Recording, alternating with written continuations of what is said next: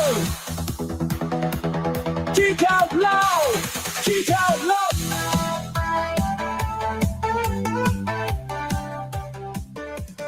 Geek out loud. Geek out loud. Loud.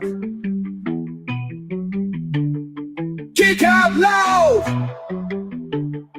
Geek out loud. Geek out loud. Geek out loud. Geek out loud. Geek out loud. Geek out loud. Geek out loud. Geek out loud. Geek out loud. Geek out loud. Geek out loud. Dude. Geek out loud. Geek out loud.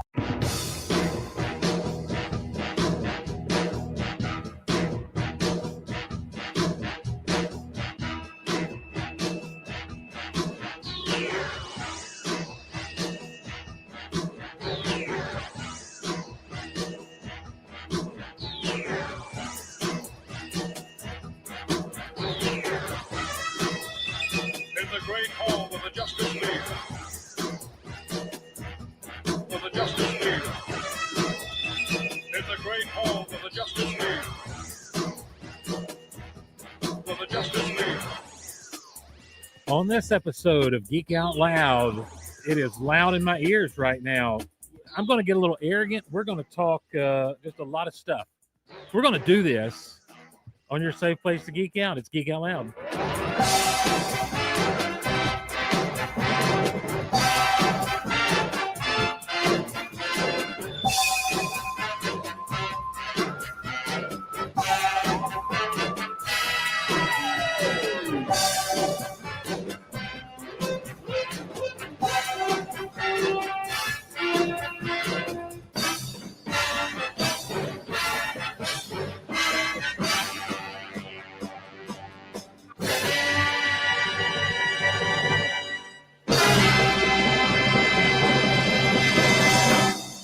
Hello, everyone, and welcome back to Geek Out Loud. My name is Steve Glosson. So glad for you to be here with us as we are live as live can be on Geek Out Loud here on YouTube. We're over at Mixler, the classic Mixler Zoo crew checking in. Ken the Nerd is there. Lisa Cypher is there. Cattle Boss is there. Realtor Angie is there. We've got Jeff Lane checking in over on the chat. Jared Duhan checking in. Fish Making down in Macon, Georgia, checking in on the YouTube chat. So glad to have everyone along with us. I don't know if anyone's over at Rumble or not. I'm checking it out right now, though, to see. Looks like I'm the only one there. And looks like we're even having some lag issues streaming along here. So who knows? Who knows what's going to happen? I had two pairs of glasses on. So once again,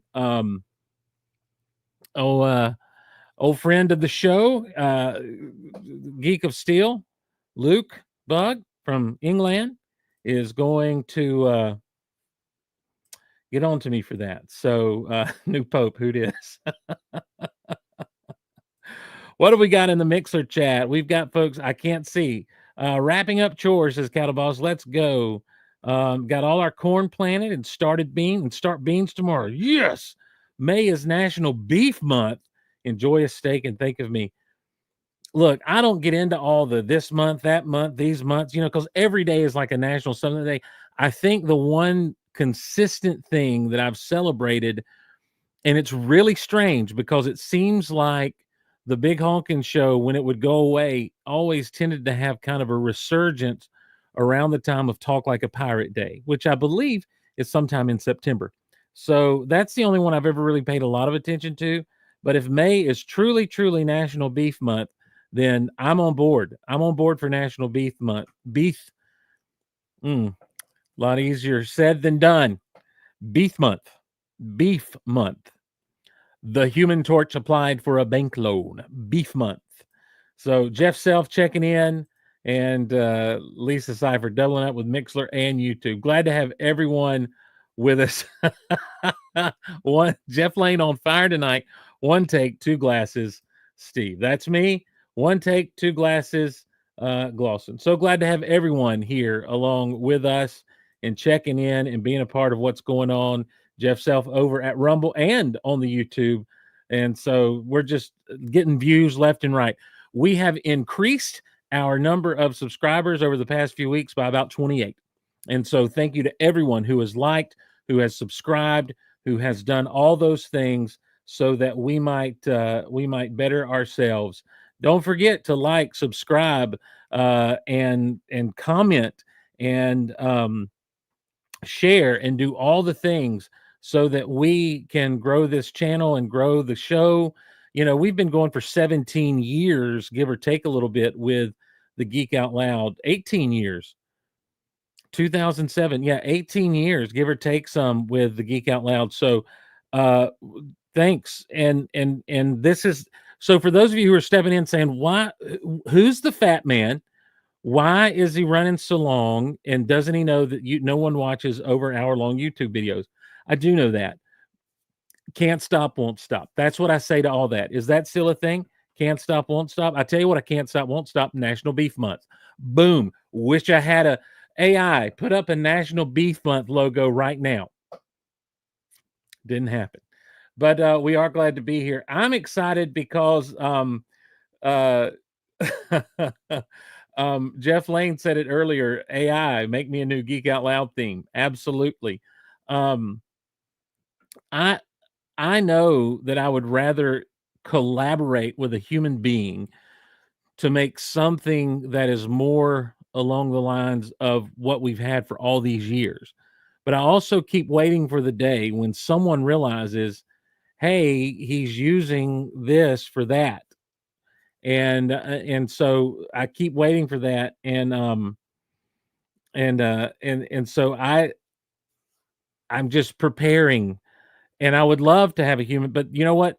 The thing is, when you're dealing with talented people, you got to pay talented money, and I don't have talented money. What I do have is free money, or no money, I should say, to be able to pay, you know, AI to do what I'd like it to do. So, having said that, there are options for a new Geek Out Loud theme. Shall we listen to them now or wait? Let's wait. Let's hold off on that, and let's tell you what's coming up on the show tonight. Now, we are going to go at Andor again. We've got to talk. I feel like I was so silent a couple of years ago during the first season of Andor, and I've been silent about a lot of things that have come about Star Wars wise, unless I just really liked it. And I've been feeling, look, we'll talk about it when we get there in a moment. But I've been feeling kind of guilty about the fact that I just don't love everything, because what happens is when you don't, there are people who come out of the woodwork and they beat you down for not liking it. In the same way that when people like something that maybe we think they shouldn't like it, you know, there are people who start to beat them down for liking what we don't think they should like, that sort of thing. So I've just kind of sat back and watched, and kind of, I don't think I've kept my opinions completely to myself, but I haven't really just kind of gone hard at the whole Andor thing, and so that's why with the second season we are, because the structure of the second season, the content of the second season really lends itself to, okay, now that we've got a little bit extra meat on the bone, let's really break this bad boy down. And I'm not going to go scene by scene or anything. Rebel Force Radio does that good. Rule the Galaxy is doing that great. In fact, I feel terrible because we are stepping all over the toes of Rule the Galaxy. Jared says Star Wars has frustrated me too. Episode 3 lit my fire again. Episode 3 always lights a fire because of Mustafar. Ken Davis, thank you so much. So anyway, so we're going to talk about it. We're going to get into that. We're going to get into Andor. We're going to go on from there. And you know what? I was asked in an email, geekoutonline@gmail.com, geekoutonline@gmail.com. You can send an email. We used to springboard off of emails, and that's kind of how we got a lot of the show content, is we'd use the emails and go from there. People don't really email anymore. Try it out, geekoutonline@gmail.com. and we'll talk about whatever you got. But someone had emailed or commented, what did I think about the Masters of the Universe movie that's coming up? And there have been some leaks and that sort of thing, and we'll talk about that. And that's going to obviously, listen, that's going to spring. I'm going to go ahead and warn you. It's going to springboard me into talking about He-Man a little bit, probably more than you want me to. And then I wouldn't say I'm excited about it, but I am looking forward to seeing what they do with the Fantastic Four. Sip of water there. And trying to hope. I don't hate watch. I hope watch. And so I'll go with hope in my heart that the Fantastic Four is a good movie. I don't like the Thing's voice. I've established that. Done. We'll have to deal with that and move on. But a lot of the other stuff we've seen, the look of Galactus, that we've been able to see the glimpses of him, the stretchy part with Reed kind of carrying something and stretching, and it looks like they're treating the characters well. And I think we touched on that a little bit when the trailer kind of came out. Vanessa Kirby had said something about how, the inspiration for where she's getting from Sue, but the idea is we've talked about that, and we'll talk about it in a minute. But I thought one thing that'll be fun as we move closer to the Fantastic Four release, and who knows how often we'll be doing the show, is to kind of look back at the Fantastic Four and kind of see where things came from, see what's out there, see what you just kind of look back and check out the Fantastic Four. So we'll do a little bit of that on this episode. Also on this episode, we're going to drop in some of the new potential theme songs for Geek Out Loud. They all have basically the same lyrics, as you will hear, but they all have a different sound. And so we'll see what everyone thinks. I thought I had gone live as we were playing the first one, but I had not. So what we're going to do is we're going to take a break to get reset, get going with everything, and then we'll come back and get into some Andor stuff and talk Andor. So we're going to go out right now to the break with this version of Geek Out Loud. We won't play the whole thing because it does get a little long, but we will play it and see what you guys think as we go. So here we go with option 1 for the new Geek Out Loud theme song.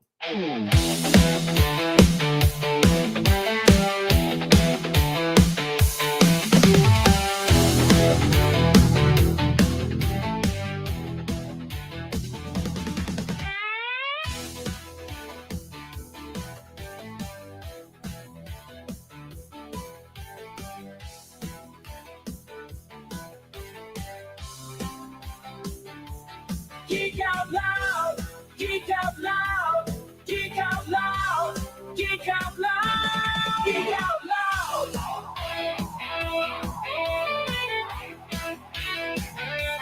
Geek Out Loud,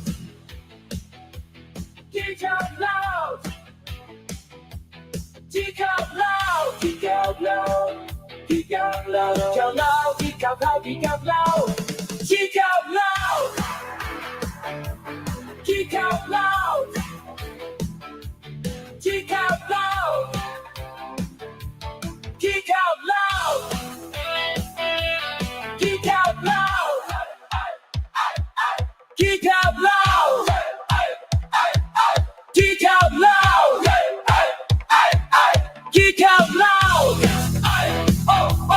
Geek Out Loud! Geek Out Loud! Geek Out Loud!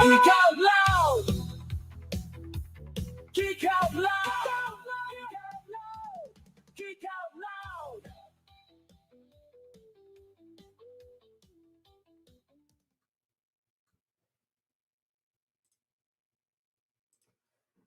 Looking for a new pet for the family? That's why you should get your kids the all-new Silky Buddy. A pet, a chicken, and your buddy too. They are furry chickens. Wait, is this magic? A chicken with fur? Are you sure? Fuzzy Ewok chicken. Well, are they safe for kids? They're renowned for their calm, friendly temperament. They do well in confinement and interact very well with children. Sounds like it'll be perfect for the park, a day at the beach, or even show and tell at school. You need one. Order your Silky Buddy today for $29.95 plus $7.95 shipping and handling, 30-day money-back guarantee. Coming soon from the makers of Silky Buddy. Silky Dome sparkling jewelry. Again, public service announcement, ladies and gentlemen. When you have a baby and you have no job and you have no real income outside of your disability and everything, just get rid of the bunnies. It's okay. It's okay.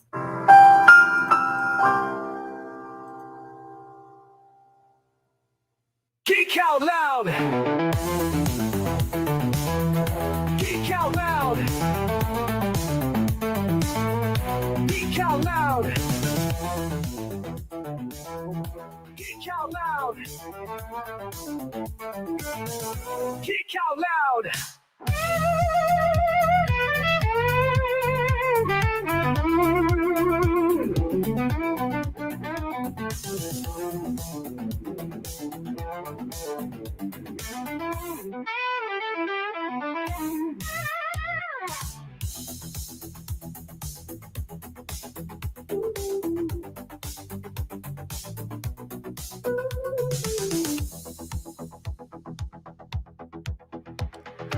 Welcome back in. It's Geek Out Loud.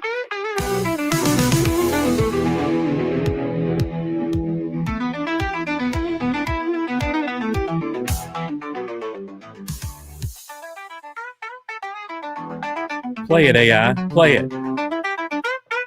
Bring the funk, AI. Bring it.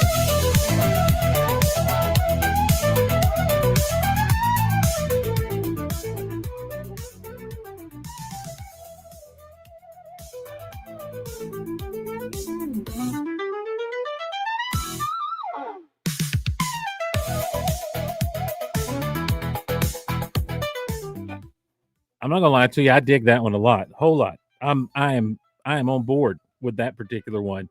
I appreciate Jeff Lane and letting us know that he appreciates the lyrics. They're very good, going somewhere. The lyrics are great. That kind of sounds like a weird child of a synth and a guitar. It's like a keytar. That's what, I don't know if you've ever heard of that fish music. I'm sure you have. The keytar. Jeff Lane, I could totally do this at karaoke as long as they had the lyrics on the screen. It's about the timing. It's about the timing. So Dave Mitchell, hearts up in the YouTube chat. Is hearts up a thing in the YouTube chat? I don't know. What's happening in the Mixler chat? It's become the vegan option. That's what Cattleball says of Star Wars. I just got back over here. It's become the vegan option, talking about Andor, I guess. So yeah, let's do that. Let's get into a little bit of Andor and and see, just to look. I said it earlier, hashtag Hope Watch. That's what I do with these shows. That's what I'm doing with everything these days, is I'm hope watching, because I'm not, hate watching is stupid. I'm not watching something to see how bad it is. And unfortunately, there is a contingence of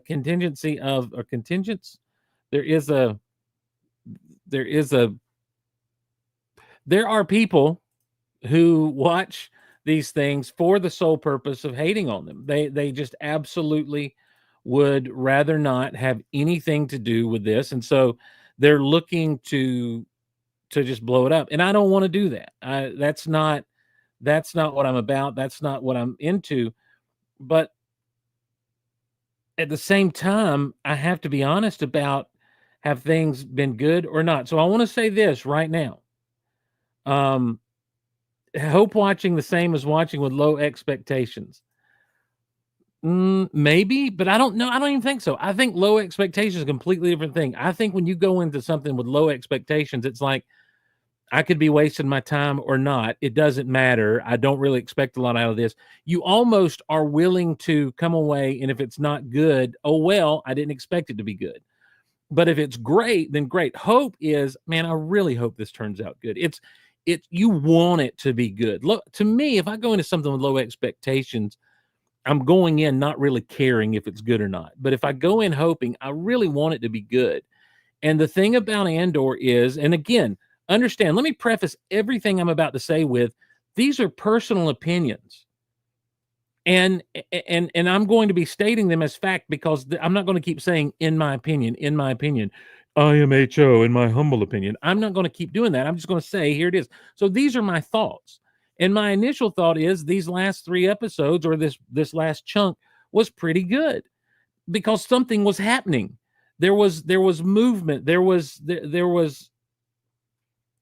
some intensity that has been lacking in this show since the first season. There wasn't quite the faster just yet, and I'll talk about that in a moment. But things were happening rather than just kind of plugging along. As I think that sometimes I think that's what everyone's kind of happy with the show because they look at it and they say, well, it's a more mature show. It's a more, it's a grown-up show, and that's kind of what I want. I've had enough grown-up television. And I think it's a little bit okay. I'll come back to talking about Star Wars in general in a moment because I have a question that I need to answer. And get ready because I tell you what is going to happen. What is going to happen? What is going to happen is I was hope watching the Flash movie when it came out. Absolutely. I'm going to sound a little arrogant in a moment, but so I just wanted everyone to prepare your heart because Steve's about to get on a soapbox and he's about to get a little bit arrogant and a little bit proud about his little geekdom. So just hang in there with me. When it comes to Andor, these last few episodes were actually pretty good. And I can't even say it's because everything that was happening culminated here. The only thing that culminated in this episode was the Gorman stuff. Everything else were like these little individual things. Nothing ever happened with that TIE fighter at the beginning of the season. Nothing ever happened with those rock, paper, scissors freaks and Yavin. It's like, oh, now we're all on Yavin. That's great. I feel, is it a little too early to be at Yavin? Because when let's go to the Death Star in Star Wars, and Leia says Dantooine on Dantooine, and so then they blow up Alderaan. We're gonna blow your planet up. Y'all remember Star Wars gangster rap? Golly, that's early 2000. That is like early internet stuff right there.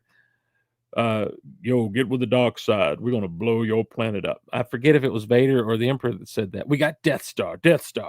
Anyhow. And when they come back and say there were remnants of a base on Dantooine, but it's been long abandoned. Well, how long is long abandoned?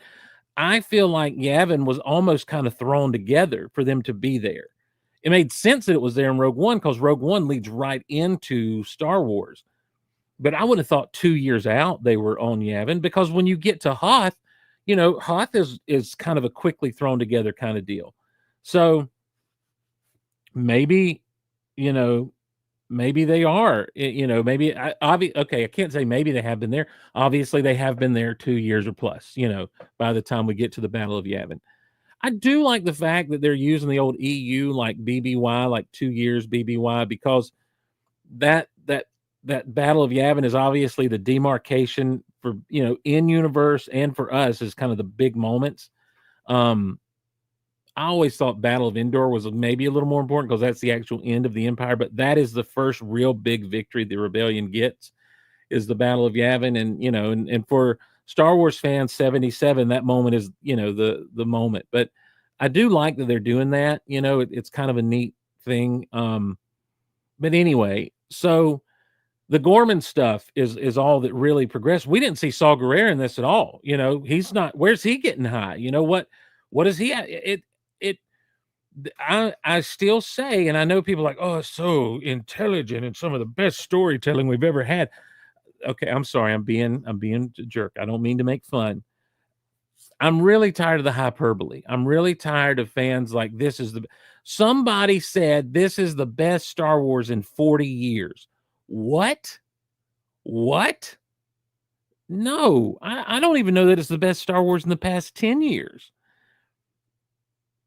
I don't know. I just think that we get in these things where we're in the moment and we just have to say the big things rather than just kind of have measured, intelligent responses. And then you have people who are like, oh, this is the worst Star Wars ever. This is worse than The Acolyte. Come on now. Let's be real.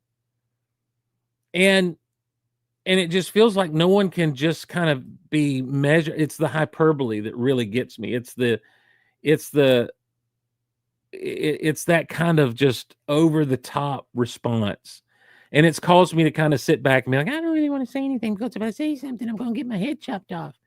Well, you know what? I'm also tired of this whole thing of like, well, the old men don't like it. The 50-year-old, the 60-year-old men. In fact, I saw on some other group today where someone had suggested that we just continue after Andor and remake the entire original trilogy. What? And do it like Andor's been done. What are you thinking? See, to me, I'm getting ahead of myself and I'm getting a little too worked up. To me, that's not very smart. Let's talk about what happened in Andor and what was really good about it. I feel like some editing was needed. When we actually have the whole massacre on Gorman and everything, it's almost like they wanted it to be in real time. Everybody walking up, everybody getting there. They're all chanting what they're chanting again and again and again. And then they start singing their anthem. And I just want to be like, all right, we could have cut a few verses out. I know what it is. So before anyone tries to talk down to me and says, well, we're just building tension. We're just building tension. And we want to build the tension. It was tense.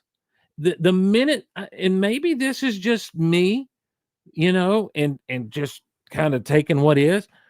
The minute the Empire is on screen, things are tense. I go back to the first little thing when we didn't need the attack on Bix. We didn't need, because the minute the Empire's in town, it's tense because they are evil. They are the evil Galactic Empire. And the anthem just kept going and going and going. And so at some point, I'm like, I don't blame the Empire. If it'll shut these people up, fire it will, Commander. Because that's where I was. And so to me, it became more of an annoyance than anything.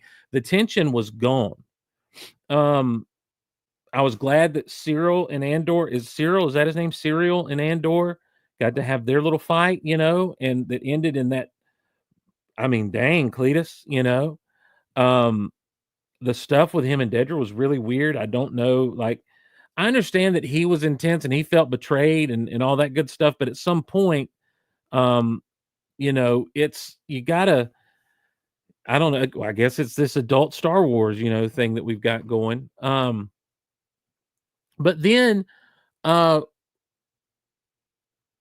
we move on into the thing, and again, when we get to the Senate later on, it's the same thing. It's like at some point the tension was there, but then it's gone because you're just like, oh my gosh, just get out already.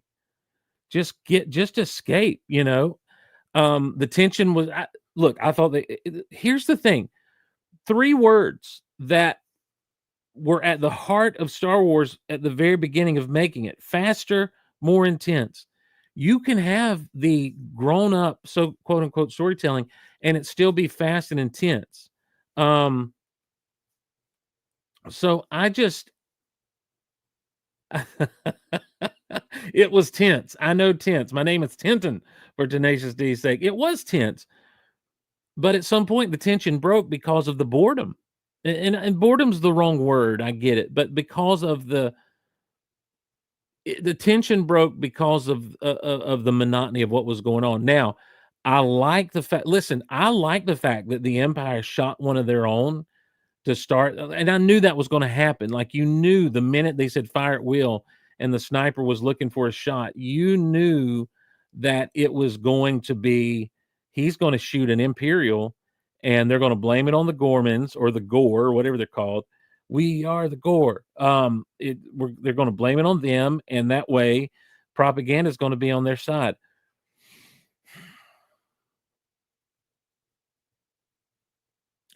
and this brings up another thing for me when it comes to the Empire's plan. You're the Empire. You have Star Destroyers at your disposal. It doesn't matter if people uprise or not. You go take what you want from that planet. You know, there's a method that these Imperials are using that just does not line up with. By the time we get to Star Wars, we got a moon-sized space station that'll blow your planet up. So we'll take what we want. Well, they didn't have it then. They had Star Destroyers, and Star Destroyers can bombard a planet pretty easily. They obviously the Empire was much more powerful than the Gore, and and I guess maybe it's because Gorman wasn't some backwater planet that it's kind of like a fancy thing, and that's fine. Here's the thing: if you accept what the motives and the storytelling is, great. Let's move forward with that. And I don't want to complain about what I think should have been based on the story. Let's just take the story as it is. I don't when we get that, great, wonderful. Let's tighten up the editing a little bit. Let's get the action moving a little quicker. And you can make it intense. And the fighting was, and the massacre was, and it was brutal.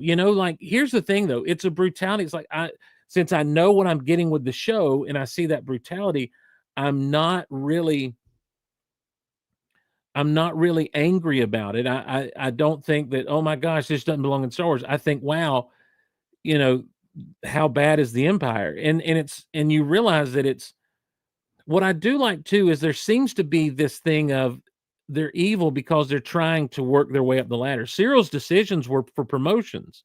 Same thing with Dedra. She all has her regrets in the end and everything, but her whole thing was to get higher up, to make it. And I think there was, I don't have the novelization here with me. It's in my other office, but in the novelization of Star Wars, there was a line about the sycophants and stuff that the Emperor had surrounded himself with. And you really get the idea that everything comes down to just personal power and that sort of thing.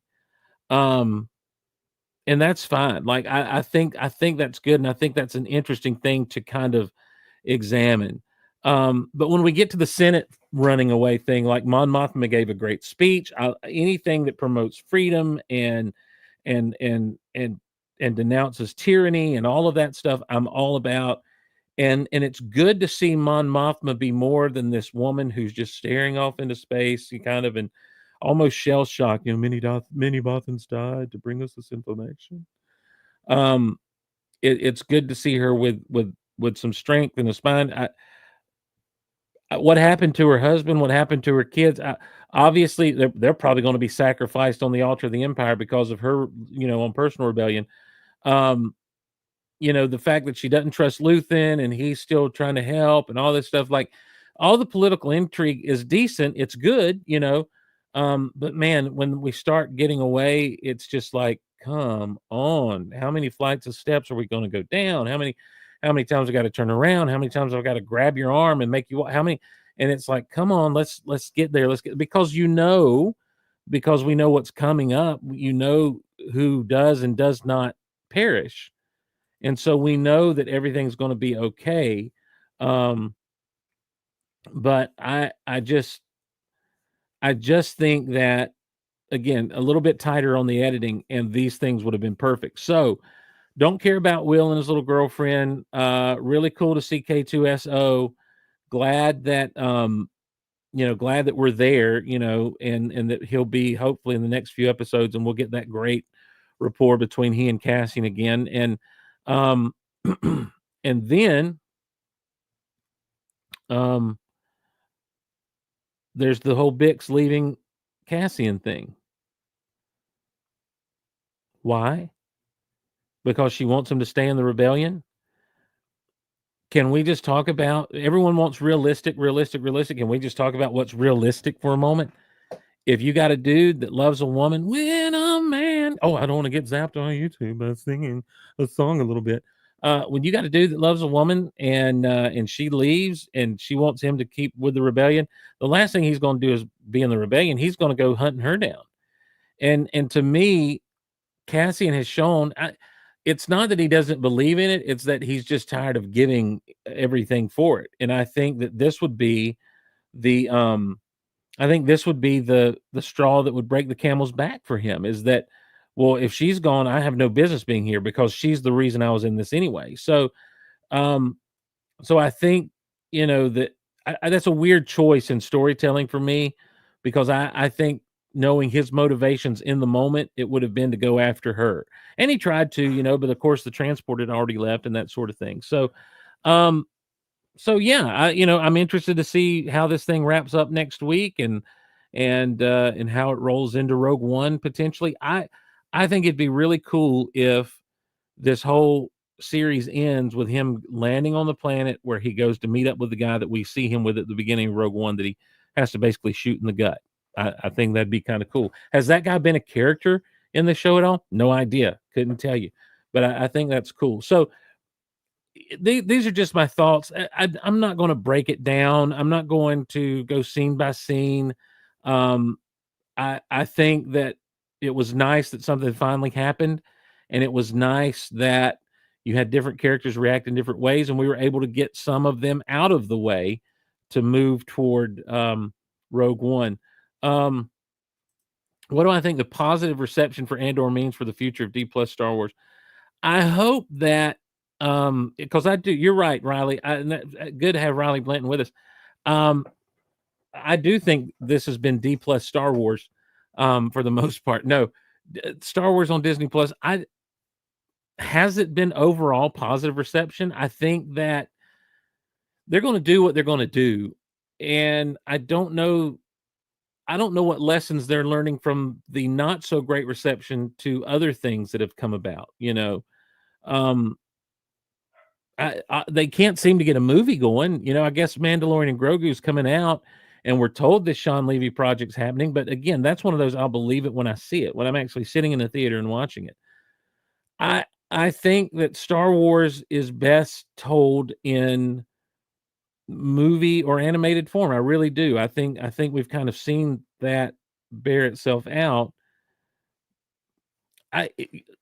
It comes down to money. Are they making money off this thing? It's really interesting. I did hear an interview with Jeremy Renner when it comes to like the Marvel side of Disney Plus stuff. And they had asked him to come back for Hawkeye season 2, and they were going to pay him about half of what they paid him for season 1. So he said no.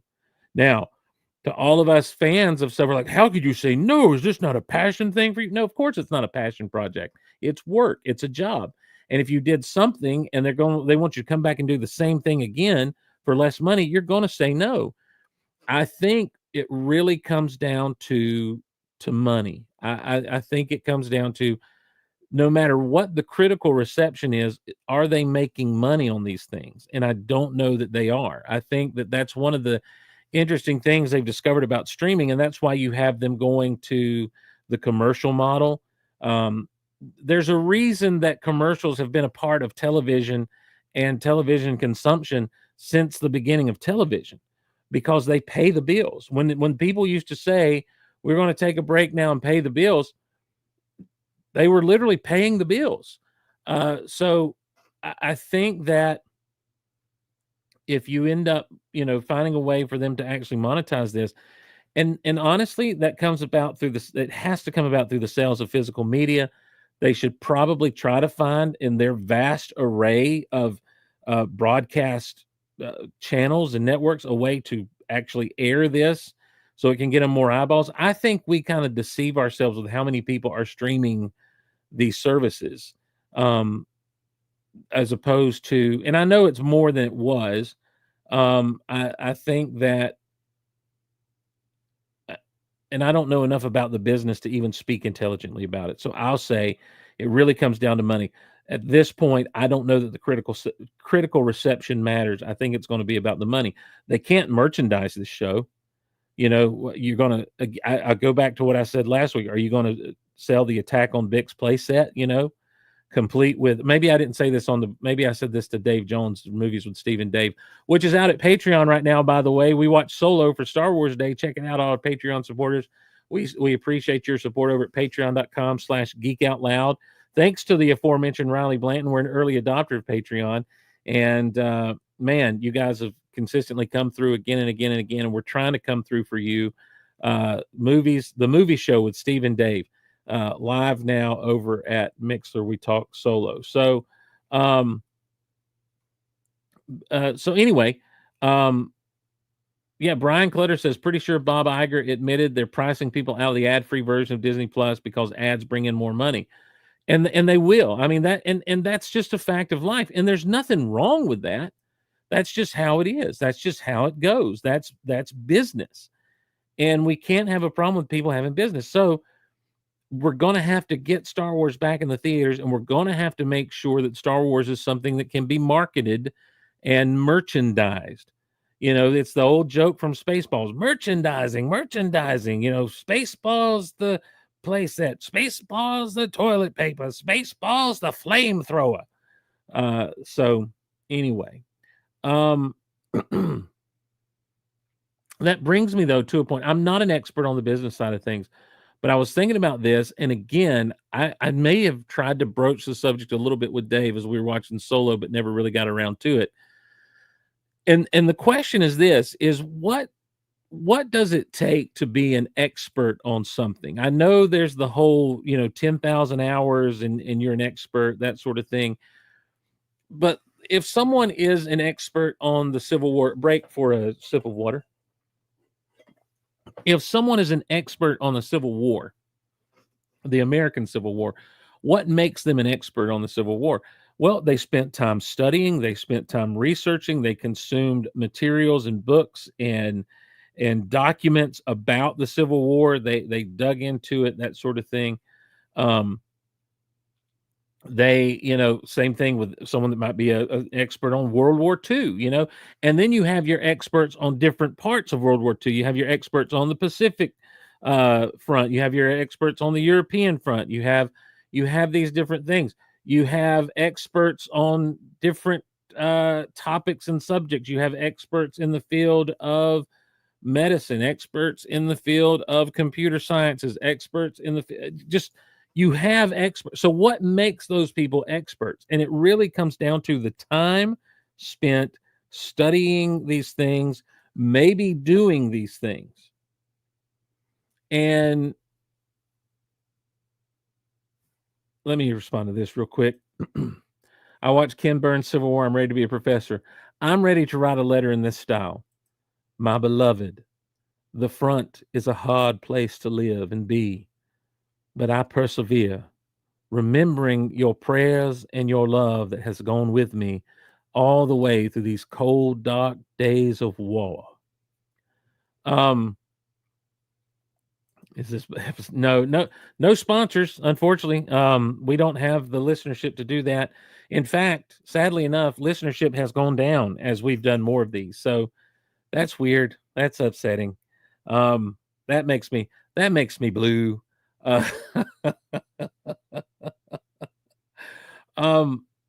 So yeah, this Jeff Lane. Last week I was an expert on tariffs. This week I'm an expert on the Pope.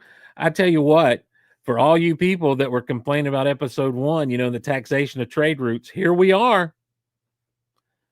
No political statement there. I'm just saying it's a real thing. You want reality in your Star Wars? You were all complaining about George Lucas back then. I just feel like I told people it's going to be boring. It's going to be political, and then Anakin's going to go bad. So the question is then, what's it take to be an expert in Star Wars? Do you have to have worked on Star Wars? Because I want to tell you something. There are people who have been working on Star Wars for a while that haven't, I don't think they're experts at all. And I don't think that working on Star Wars means you have to be precious about it at all.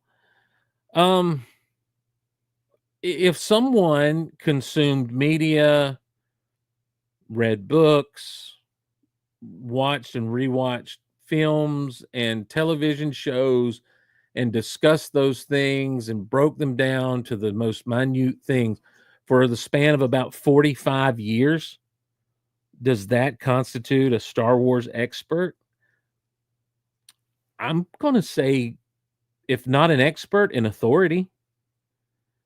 And that's where, if I can say anything right now about what some of the discussion I've seen of late, it's this: that there are those of us in the community, the fan community of Star Wars, who have, for most of our lives, and I say 40, I'm 48 years old. I was born a few months before the original Star Wars was released. I don't remember a time in my life without Star Wars. I've said that before on this very show. I say 45 years because my earliest memory of going to a movie is going to see The Empire Strikes Back, which would have been sometime in the summer of 1980. I did fall asleep as I was 3 years old, for crying out loud. Now I've been around 3-year-olds. I'm amazed that I remember actually going, but I remember going, and I had a blue little tackle box full of Empire Strikes Back cards that I just looked at the pictures over and over again.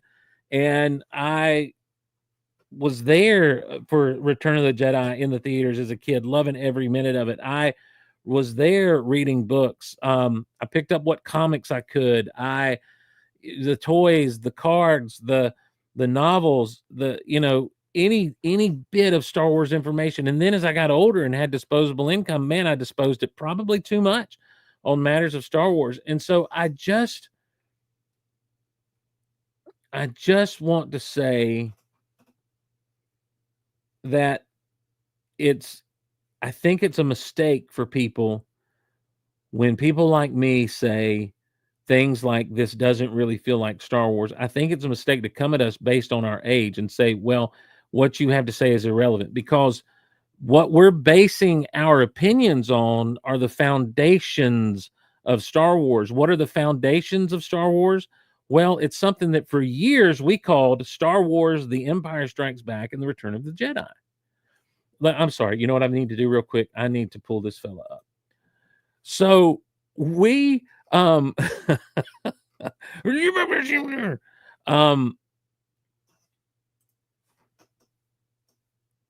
when because what I've seen is I've seen a lot of people trying to chip away at the foundation of what Star Wars is to elevate what they're liking about Star Wars now.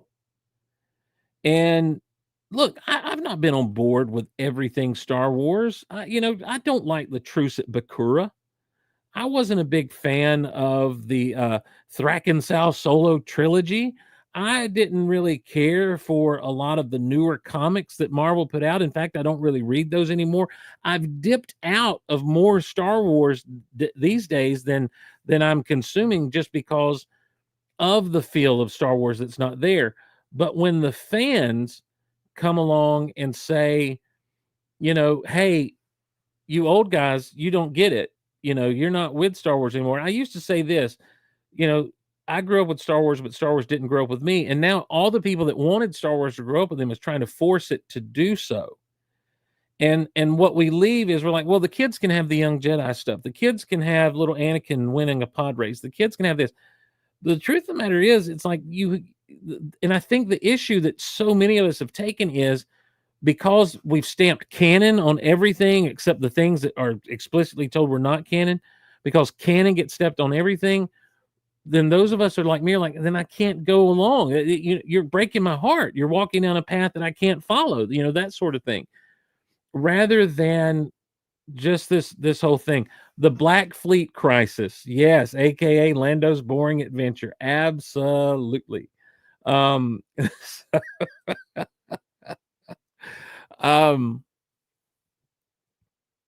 look, I'm not, again, and I said I'm going to sound arrogant, but I think that I can sit down and have an intelligent conversation about the themes and the feelings and the religion and the theology of Star Wars, and have an engaging conversation with someone about it. And I think that when you have to bring those things into Andor. Now, I know the theology is not necessarily there, other than the fact, I guess, was this woman a Force healer? Not a Jedi, but a Force healer. I don't know. I just know that there's some theology going on. The witches of Dathomir, all that kind of stuff.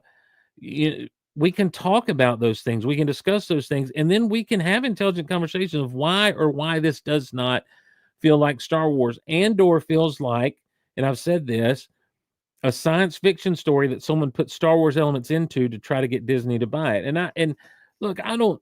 Tony Gilroy is a great writer. I'm not trying to take anything away from his talent and ability, and I think that when you're doing criticisms and critiques, you've got to be careful not to attack the people who are creating these things. I just think that it's the fandom that has kind of risen its head and says, if you don't like it, then too bad. Or if you like it, you're evil.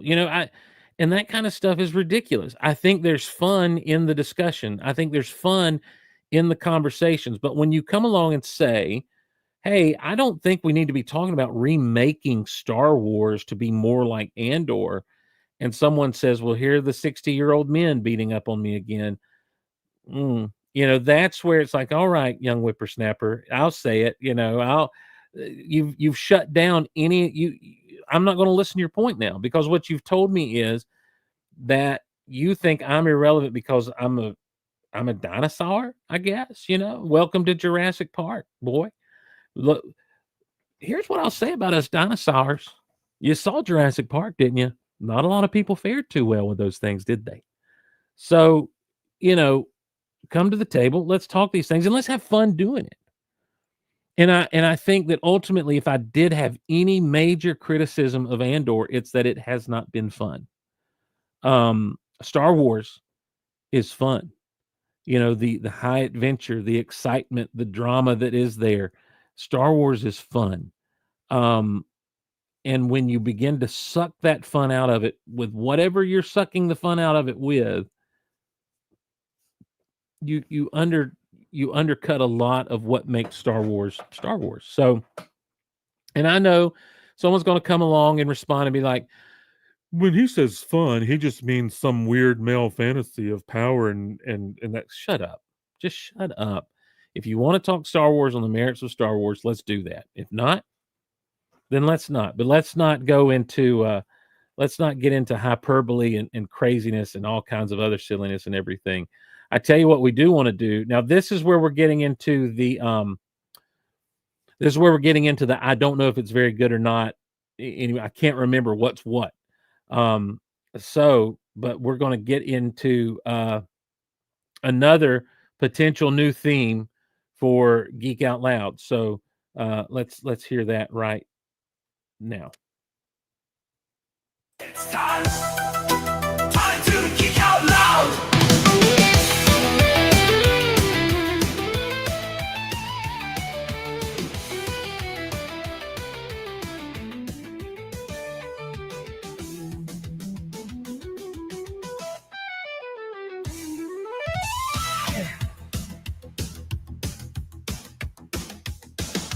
Geek out loud, geek out loud, geek out loud, geek out loud.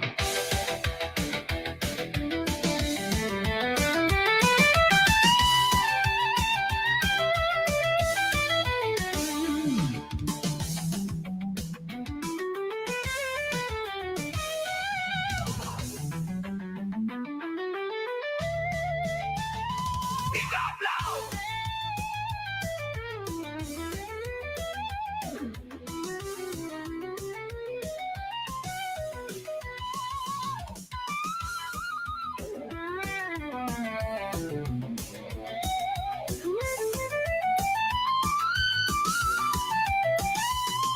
Get loud. Get loud. Loud.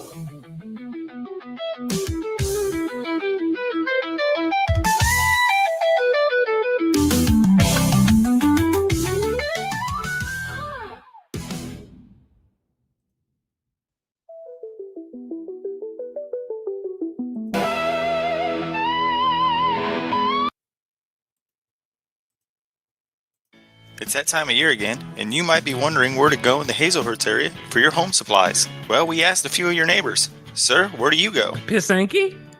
Well, hey there, folks. It looks like you're planning to remodel your toilet to make it handy capable. Where did you go? Pisanky. Hey, sir, I noticed you have a lot of plastic knives and duct tape. Where'd you go to get those? Pissanky. I can't help but notice you're looking for a new hammock, sir. Can I ask why? My hammock's been tainted by a bear. Okay. Is there anything I can help you with, sir? Get off my lawn. Pissanky, for all your home improvement ideals.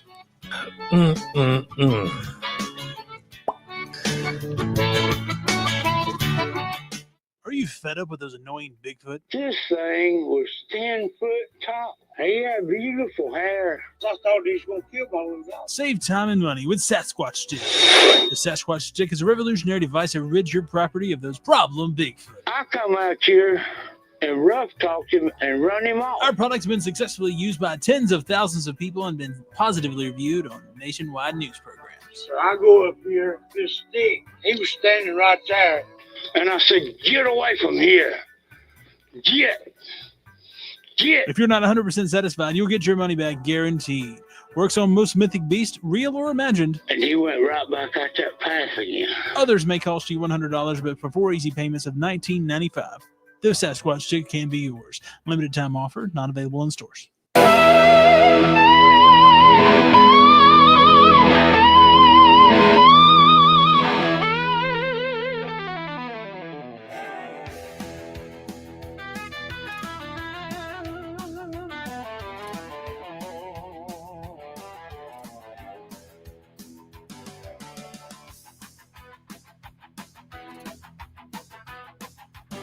It's time to geek out loud, geek out loud, geek out loud, geek out loud, geek out loud, geek out loud.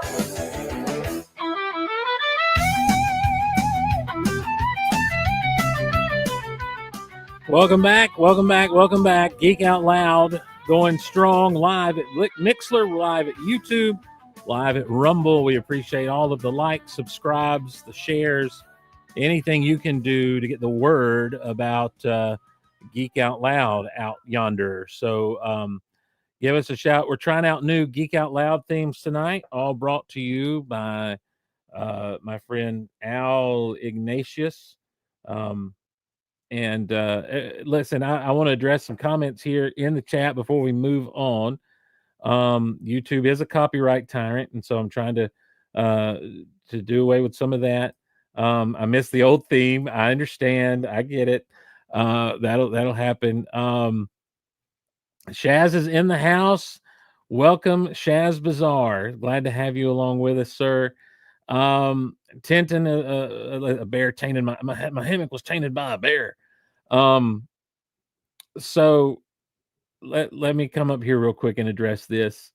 Because I was talking about fun on the way out, and Fish Music chimed in and said Tolkien would find it fun to talk philosophy and that sort of thing. And we were talking about the idea of the Lord of the Rings and everything. So there it is. Yeah, Tolkien would find philosophy fun. I could find philosophy fun. Listen, there are things that I enjoy talking about that really, a lot of people wouldn't find fun. But when it comes to the Lord of the Rings, you're now delving into a different world than Star Wars. They're different things in a big way. Lord of the Rings is high adventure and fantasy, but it's also this.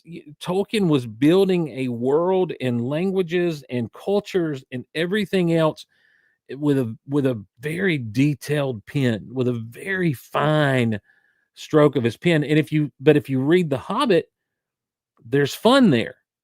And that's why the Lord of the Rings, for people if people read The Hobbit, if they don't see these movies and they read The Hobbit first, and then they turn around and read Fellowship of the Ring, they're going, wait a minute, what happened here? Because Tolkien went ahead and did what he wanted to do with the Lord of the Rings trilogy. And it's wonderful. It's great. But you know what you're getting for the price of admission. And if anyone comes around and slaps the Lord of the Rings title on something, there are elements that you expect from that as well. I've not watched the whole Rings of Power series or anything, but I'm just saying. So over on the Mixler chat, Jimmy and Georgia chiming in. Good to have Jimmy and Georgia with us. Classic Mixler Zoo crew member there. Produced so many of the fake commercials that we use. Disney, Lucasfilm, their employees and contractors have pushed me away over and over again after a lifetime of fandom. I've lost interest in all of it. And that's, and I understand your feelings. I get it. It's there are places that have decided they don't want my there are places that decide they don't want my money, so I don't give them my money. It's that kind of thing. And that's and I still and the thing is I still have Star Wars. I still if I had another camera, I could show you the shelf full of Star Wars right now. We're gearing up for mediocre photography day for Orthodox Star Wars Day, not mediocre photography day. Mediocre action figure photography for Star Wars Orthodox Star Wars Day 2025 coming up, with The Empire Strikes Back, done with mostly vintage toys and action sets, play sets. Good night. Unique New York. So, so the stuff that I loved is still there, and I'll still talk about those things, all the way. John Phillips says the way you're talking about Andor is it would have been perfect as a book series. Maybe Cody Murphy is here. Steve has a little too much fun with AI. The Geek Out Loud songs do come from AI. This is all Mixler chat stuff. That's why it's not showing up on the YouTube stream right now. And the Hobbit book is fun. The Hobbit was a fun book. So all I'm saying is I'm a Star Wars expert, or at the very least an authority. And I consider other people, the guys that rule the galaxy, I think in their own way, some of them are authorities on Star Wars. I think that Jason and Jimmy Mack at Rebel Force Radio, experts on Star Wars. I think Riley Blanton is an authority on Star Wars. Scott Reifin, I would say, expert on Star Wars. Shaz Bazaar, Star Wars expert. I would put those guys up there. My friend Lucas, aka Lethargic Chewy, I would say an authority or an expert on he's got his doctorate in Star Wars, I would say. And these are guys whose opinions and can talk and can speak intelligently about Star Wars, who would disagree with me about Star Wars, who, we can have fun conversations and even be on the different sides of some things when it comes to Star Wars, because it's fun. It's just, listen, I want to quote someone that was featured in one of the special features on the episode 3 Blu-ray, or maybe online. He was featured somewhere in a Star Wars thing, and he was in line at Celebration 3, and he said, "It's just fun. It's a blast." Before podcasting, before Geek Out Loud, before Geek Out Loud was even a thought in my mind, it's just fun. It's a blast. Standing on the sidewalks of Indianapolis, Indiana, outside wherever the convention center was for Star Wars Celebration 3. The person who said that and is caught on camera saying that, this guy. So anyway, Cinnamon Toast Crunch, man, that's some good stuff. I tell you what, Cinnamon Toast Crunch is the walking dog in a lot of ways of breakfast cereals. I tell you what else has been is really good and that I miss tremendously in my life: Fruity Pebbles, Cocoa Pebbles. I'm a fan of Frosted Flakes. I am not anti-Frosted Flakes. By the way, have y'all seen that Tony the Tiger action figure? My Lanta. I've had to really consider what I want collecting to be anymore, especially, just can't afford to do it right now, and that's fine. I'll save up a few pennies here and there and for something I really want and pull it down. But man, I think it's Jada Toys did the Tony the Tiger action figure. Let me see if I can find it. I'm going to go to my chosen toy sales distributor, Nerdzoic. And let's see here. Tony the Tiger. They're great. Yeah, let's see who did this thing. Oh my gosh, it's in stock. Shut your mouth. I'm not doing it. I'm not getting it. Oh, they don't have a lot of good pictures with it. So let me pull this up here. Oh man, there we go. Oh, well, can't really It's not a good shot here. I'll just pull this up and share this tab instead. So, Tony the Tiger, doing his thing. There he is. That dude right there, ladies and gentlemen. He's got the box of cereal, as you see. He's got a basketball. He also comes with a bowl and a spoon, and he's got hands where he can hold the spoon. And he's got a finger that has a peg on it, and that ball we can fit down on the peg, so it looks like he's twirling the ball on the peg. And same thing with a bowl of cereal. It is. You see the articulation there. It just looks so very cool. I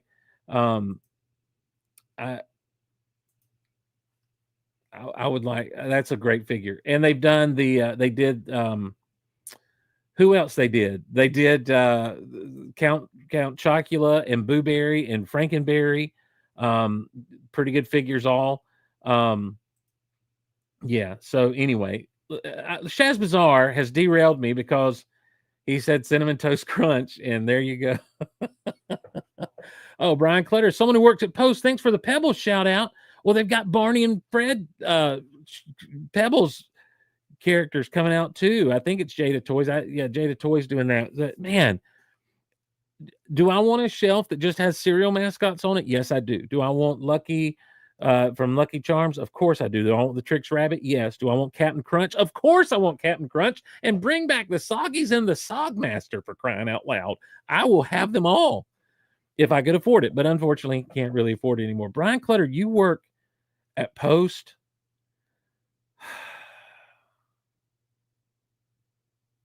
Maybe with the banning of all the dyes and everything, that maybe cereal will start to be healthier, and you might send a love package my way sometime.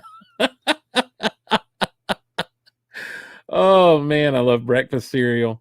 Tintin says, I thought I was a Star Wars expert until I listened to everyone that Steve just mentioned. Tintin let me tell you what Tintin's an expert on.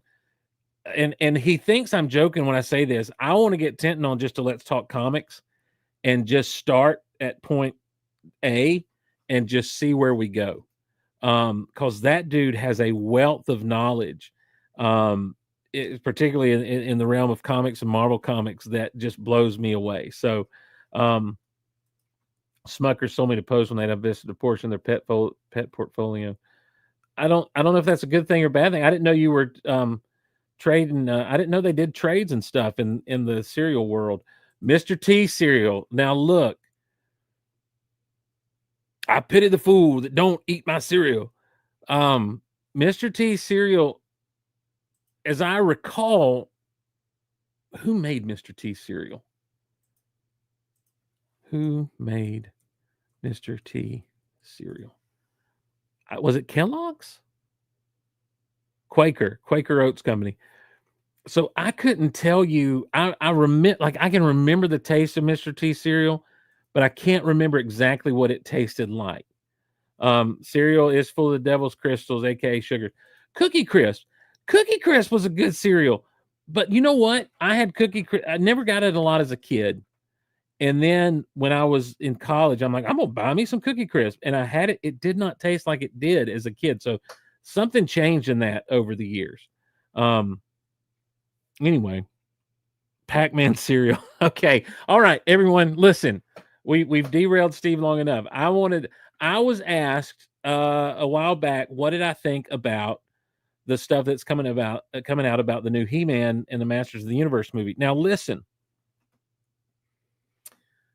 This is another one of those things that, I'll believe it when I see it. I'm so out of the loop on everything that's going on. I know there's been some leaked pictures. I know there's been some leaked things. I don't want to dig too deep into spoilers and everything. There's been some things I know that have disappointed people, but I've seen an image of the Power Sword. It looks really cool. And I've seen people complain it's got scratches and stuff on it. Why would it have scratches? It's a Power Sword, blah, blah, blah.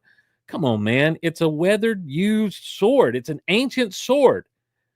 It's going to have a little patina. It's going to have some scratches until he holds it aloft and says, by the power of Grayskull, I have the power. Come on, man. I don't know. I hope they do it well. I hope they get it right. And by get it right, I mean, He-Man is all about fantasy. It really is in the same vein in some ways as Star Wars. It is very much in the vein of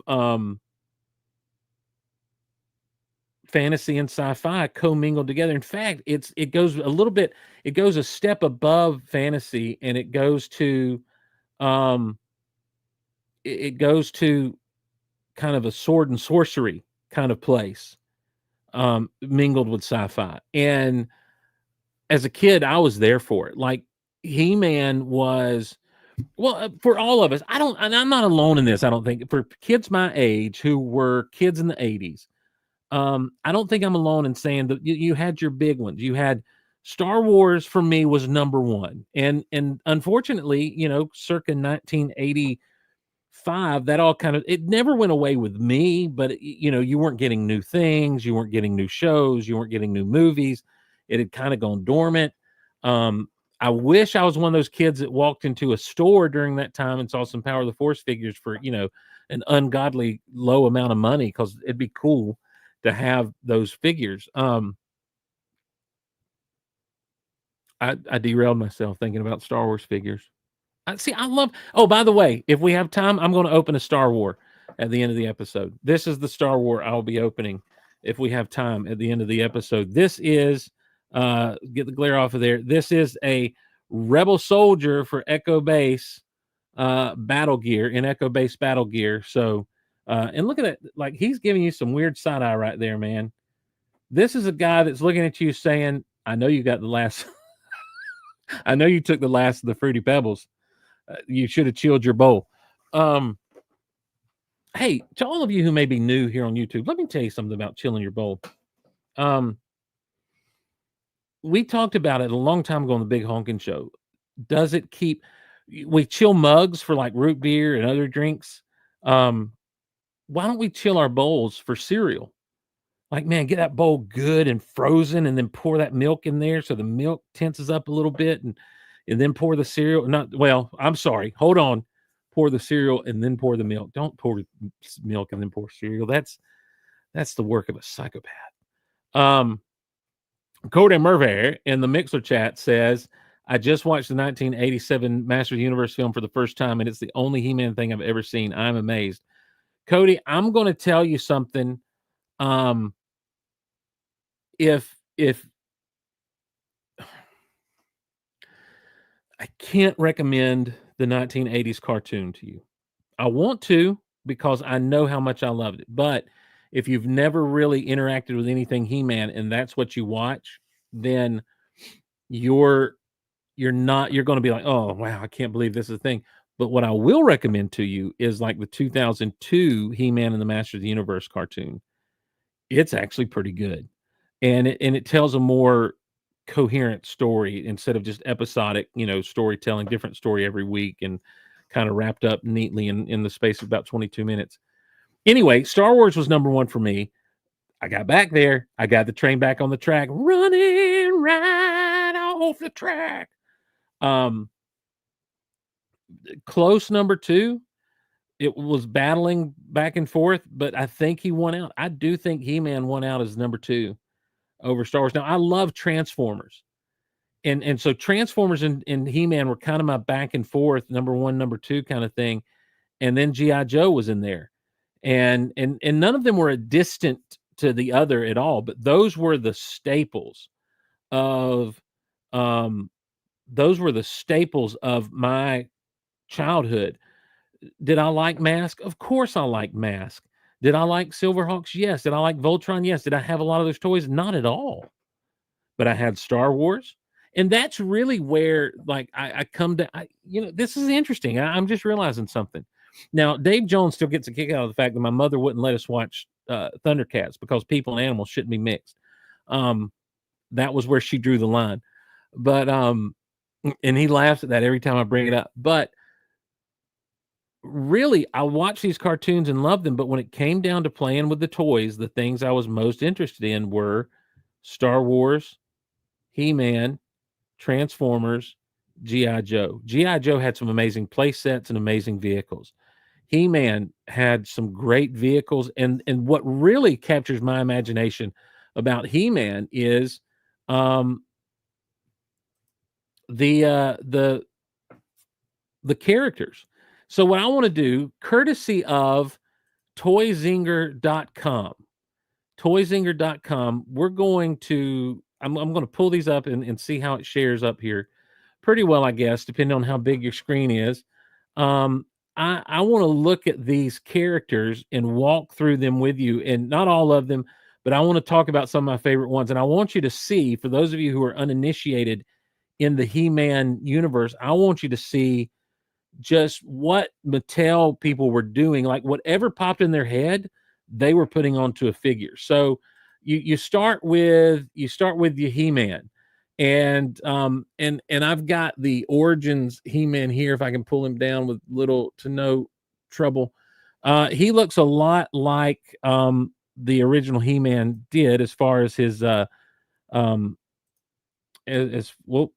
far as his look and everything goes. He's got a little bit of a different head sculpt, a little bit blonder or a little bit more yellow hair. The power sword is slightly different. But you're generally getting what he was, but he's kind of a barbarian is kind of the idea.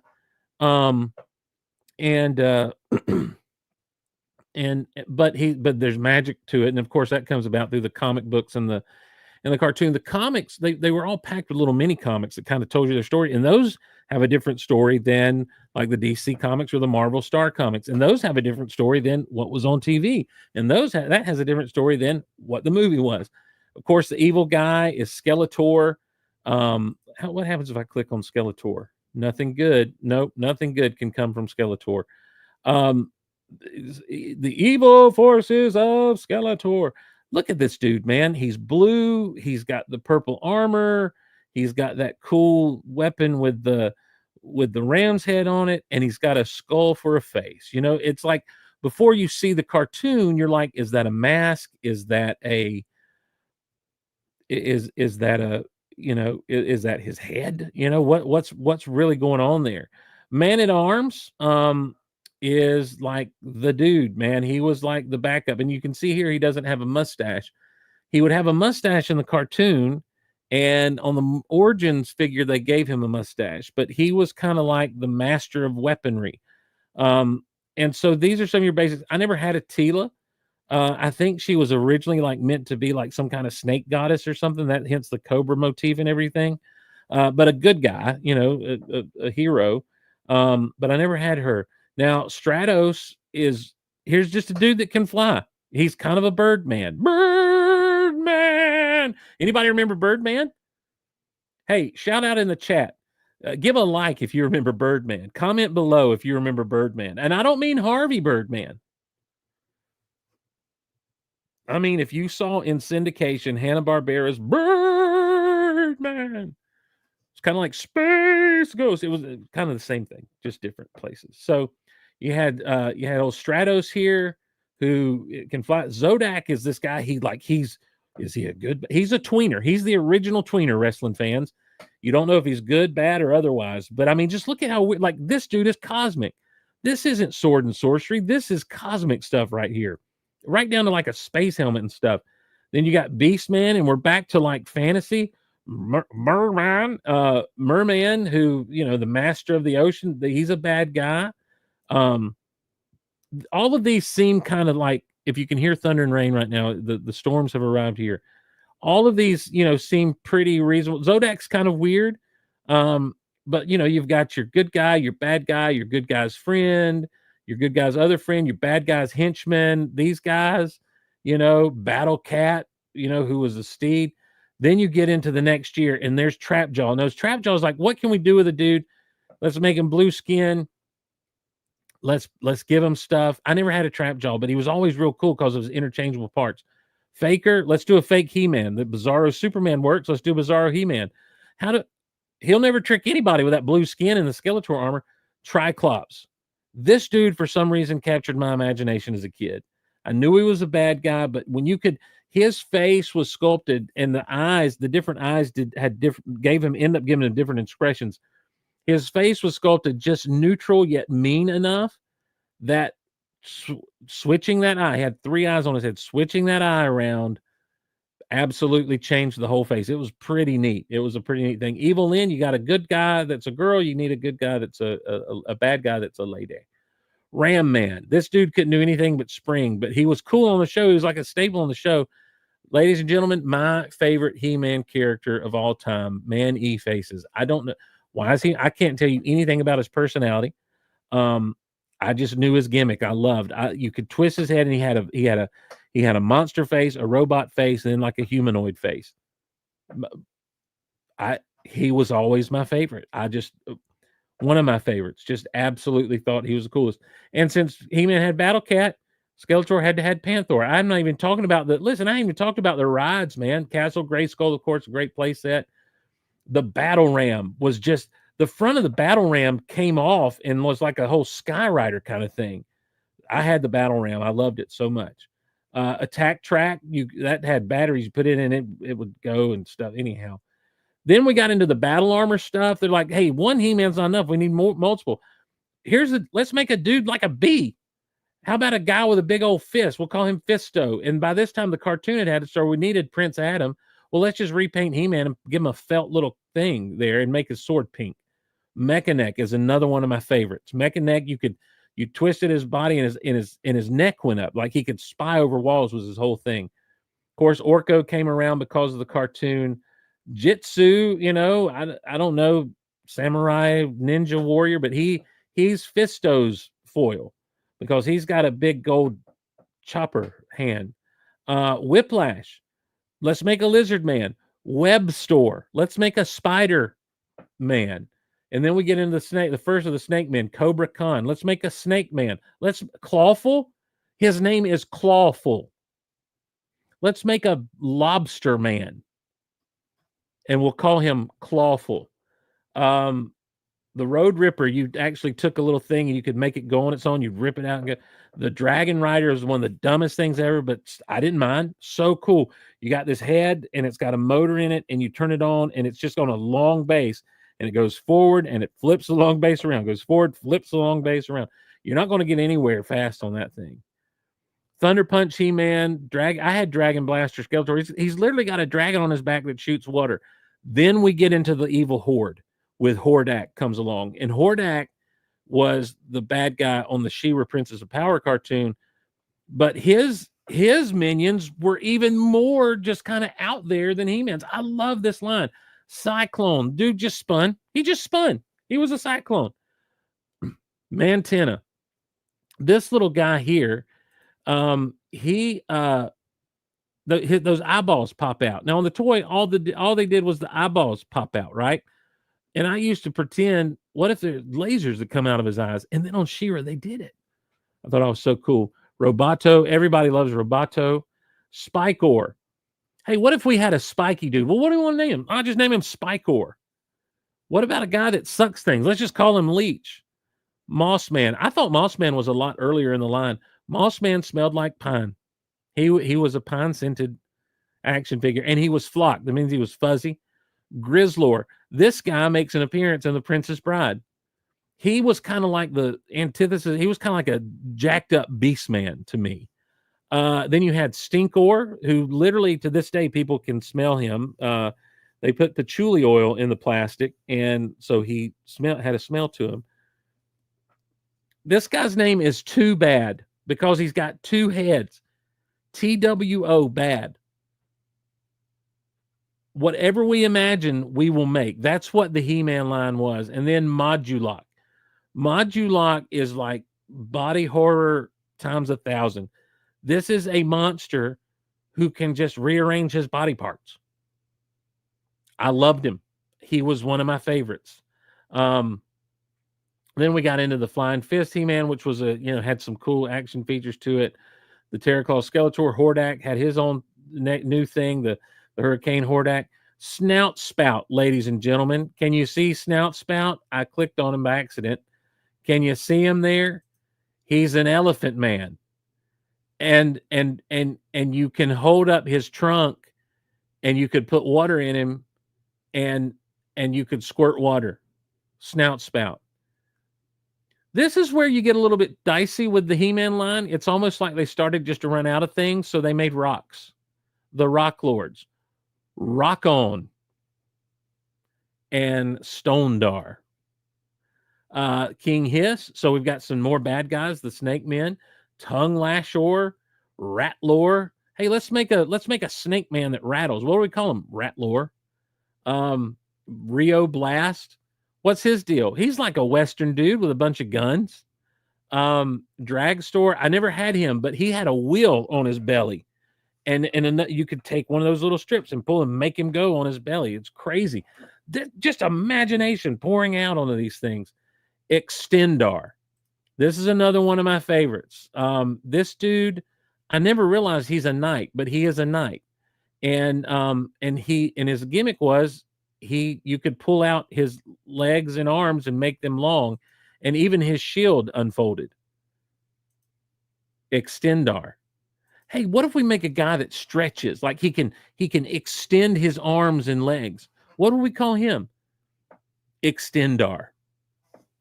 I loved him, And then you had the Horde Trooper and stuff. And then we get into stuff that by this time I was out. I wasn't out of it, but my mom had decided I was out of it, basically.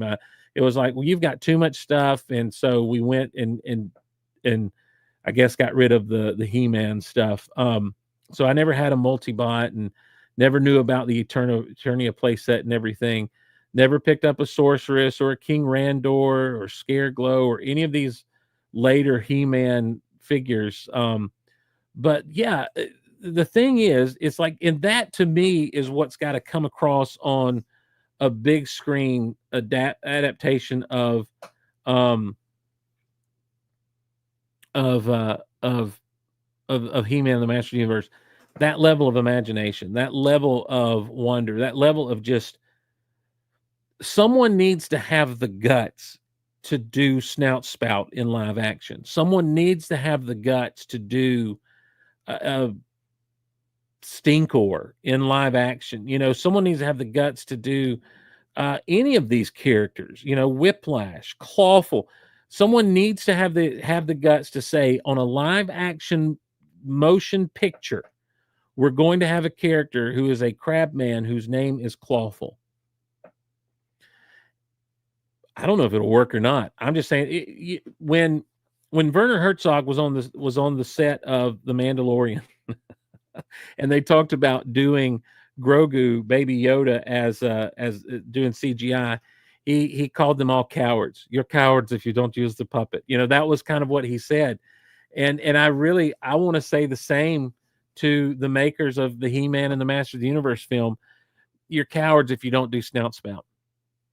And I mean, right down to a robot elephant head, whatever that looks like. Even if listen, do a whole fire brigade of Snout Spouts.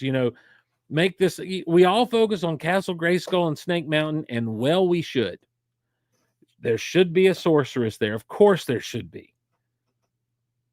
But come on, does anyone have the guts to give us Snout Spout? Frank Langella gave us a wonderful Skeletor. I don't know if anyone can do Snout Spout, though. Snout Spout? Come on, Steve. Get to it. What's your deal? All right.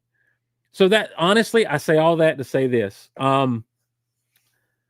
Yak City says we need a He-Man Jim and the Holograms crossover. I don't think we do. We've already kind of halfway gotten that with the G.I. Joe stuff. They did the episode where they were both in a band or whatever. But anyway, Moss Man was the Christmas tree decoration, Shaz's family. Moss Man, again, it's one of those things. And what Mattel did pretty well is they reused a lot of their heads. The body type for most of the He-Man figures had the exact same body as another. That's why with the He-Man Origins, they've made all the parts kind of interchangeable. So like I can take a He-Man head and put it on a Man-at-Arms body and vice versa, that sort of thing. Because those bodies were all basically the same mold. And for some of them, you even had the same head. So if you look at Moss Man, he is just a Beast Man head, painted differently and then flocked up. Merman and Stinkor have the same heads. So you had these kinds of things happen, and especially with that same base body for just about everybody. There might be some legs that were different, or they might have some hand differences, but you had really just kind of a basic set of a handful of legs and bodies and arms and hands that were basically interchangeable between all of these characters in a lot of ways. And so, kudos to Mattel for doing that. And it's something that's lasted. And has it lasted because of people like me? I'm sure it has, but I don't know that it can capture the imaginations of a newer generation or not. But it captured mine. And to this day, there are times where I just, in the quiet moments, this is pretty pathetic, but in the quiet moments, I just think, man, they made a guy named Webster in a day and age when there was a kid named Webster who was super cool. So yeah, I just think they made a guy that literally he was a spider dude and they named him Webster. What? How does that even work? Like, how did they do that with a straight face? I don't know. All right. Well, here's yet another version of a potentially new Geek Out Loud theme song. I bet you know the lyrics by now. I think this one's going to start really wonky and weird, though. So bear with it as it gets going.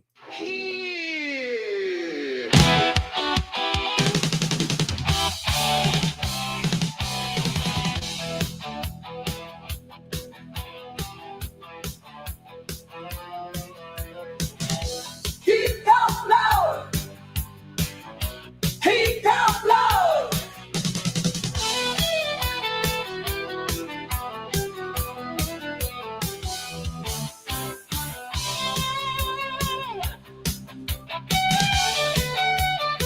Here comes the Geek Out Loud. Hey, hey, hey, hey. Geek Out Loud. Hey, hey, hey, hey. Geek Out Loud.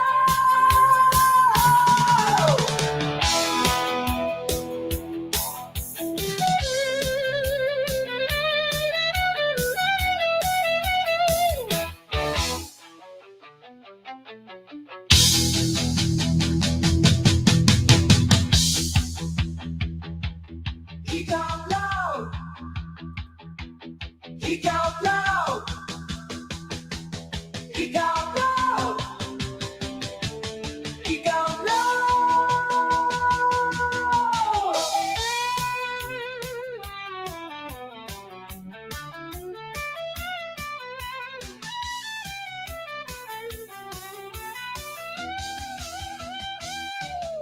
Geek Out Loud.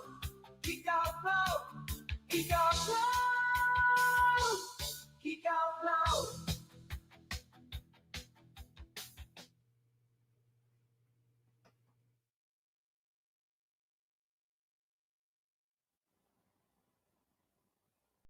Whether you need to travel for a necessity or just enjoy getting away, taking a trip has never been more affordable.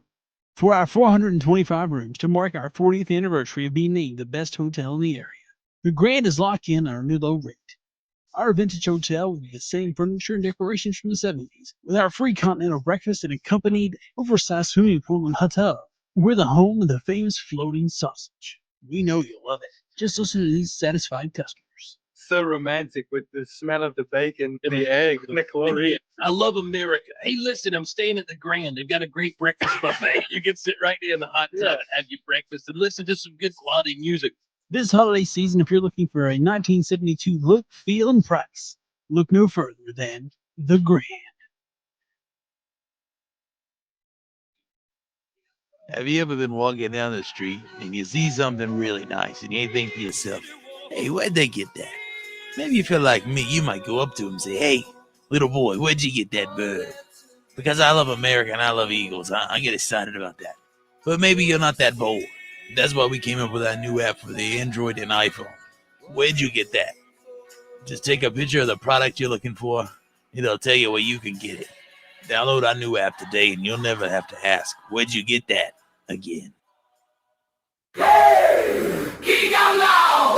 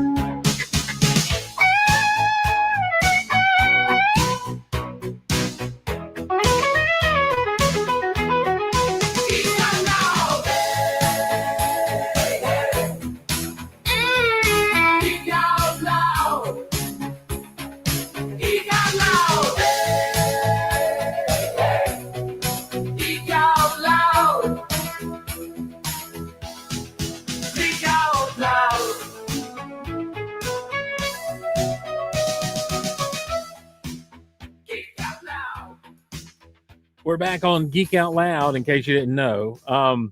It's funny. Yak City said in the chat, or Yakety Yak, I should say, not Yak City. I always see it and say Yak City, but Yakety Yak says in the chat, can I request a Talking Heads version? And I jokingly said no. The truth of the matter is when I was trying to instruct the thing what to make, there were several things that came out sounding a little bit Talking Heads-ish. And it just sounded more weird because, they're just repeating Geek Out Loud. Now, you may ask yourself, am I listening to Geek Out Loud? You may tell yourself, I've got headphones on, listening to earbuds, letting the geek out loud. Let the water play. I mean, okay. Over in the chat, someone says, if you're going to change the theme song, Shaz has to be the one to do it. The thing, Coder Murphy, is due to the intense copyright scrutiny. In fact, the commercials you've heard tonight, most of them I'm going to get dinged on, and I'm going to have to say remove the song audio from those things. And from there, it will or not. But and so I am trying to make sure. I haven't got dinged on the theme yet, but I'm trying to make sure that I don't get dinged on the theme. And so I'm trying to find some kind of suitable replacement. And the thing is, if you say to AI, I need you to make a song that's big on horns and kind of a jazzy beat and reminiscent of Saturday morning superhero cartoons, what it puts out is honestly elevator music. It's really weird. I don't even know if I could find what I had made. So Shaz only does parodies. He doesn't write much original music. That's what Shaz says. And Shaz is now talking in the third person. So what app or AI did I use for these songs? I used Mureka, Mureka. And you have to, if you're going to use what you can do for free, you have to wait a long time once you've used up the few that you do. So these have all been over time getting done. So keep that in mind.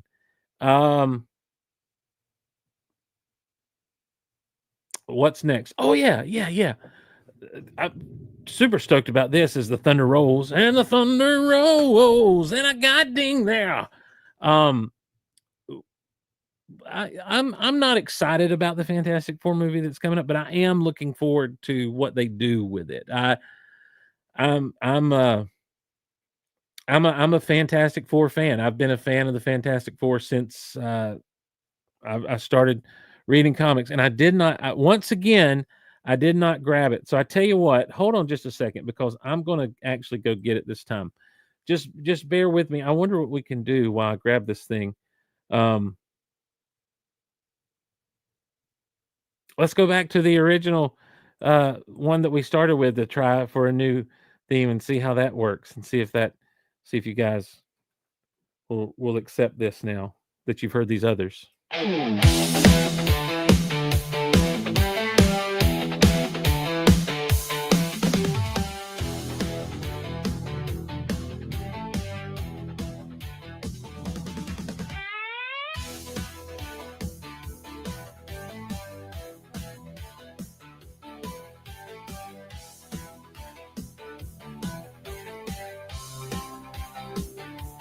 Geek out loud, geek out loud, geek out loud, geek out loud, geek out loud.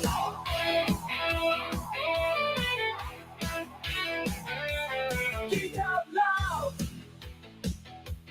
geek out loud, geek out loud, geek out loud, geek out loud, geek out loud, geek out loud, geek out loud. Geek out loud. Geek out loud. Geek out loud. Geek out loud. All right, we're back over here. So that's the one that kind of like was all right. I think the old AI is on to something now. When I heard that one, but y'all may not like it. So what do we got here? This is the Devo one. I enjoyed Thunderbolts. I think Fantastic Four looks interesting from the trailers, says Jimmy. Art with Jimmy. That's we know him and love him as Jimmy in Georgia. And yeah, uh, so we started talking a little bit of Thunderbolts there. As I said last week, Thunderbolts. I don't know if we're in spoiler territory yet or not for Thunderbolts. I think they started doing some spoilers with the marketing over the past week, trying to jazz up interest. I don't know if it's done as well as they wanted it to, but it's cool. Wendy, that one did have a Scorpions feel to it. I think that's what I liked about it from you. So anyhow, this is a book about the Fantastic Four. It's the secret stories, the secret story of Marvel Comics quartet, the Fantastic Four.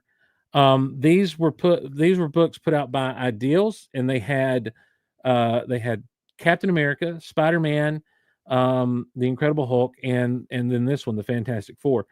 I saw this book in hardback at our library when I was in 5th grade in the school library. I recognized the thing because there was a T-shirt in our house that floated around when I was a kid, a little kid, that had the thing on it for some reason.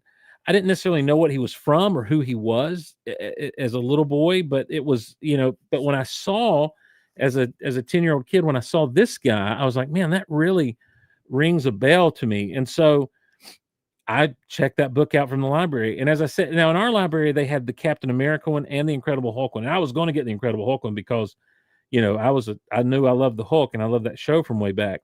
But these were my first foray into comic books officially, as far as getting into the stories and understanding them and everything.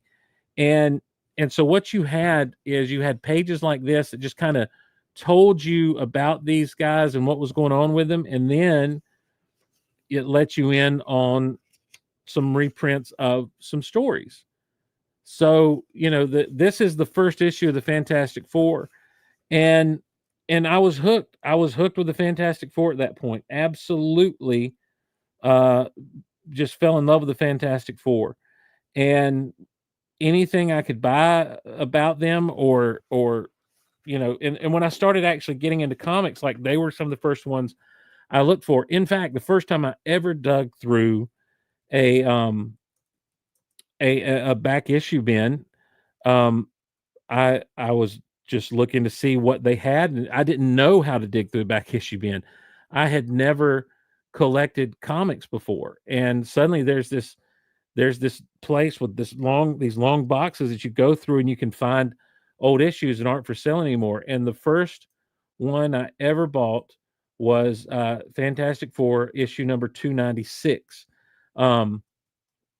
This was a story that was very Thing centric, and it was it was during a time when they were doing the 25th anniversary of Marvel Comics. Now, Marvel Comics, before it was Marvel Comics, was Timely Comics. And so nowadays what you'll see is, just a couple of years ago, they did like the 80th anniversary, and this year I think they did the 85th anniversary, kind of stuff. And they're fudging with Timely and Marvel being together and everything. But this was in 87, I think, 86, 87. Anyhow, all the covers of Marvel Comics that month had this border around it with all these different heroes. And so you see Spider-Man and Hulk and Iron Man.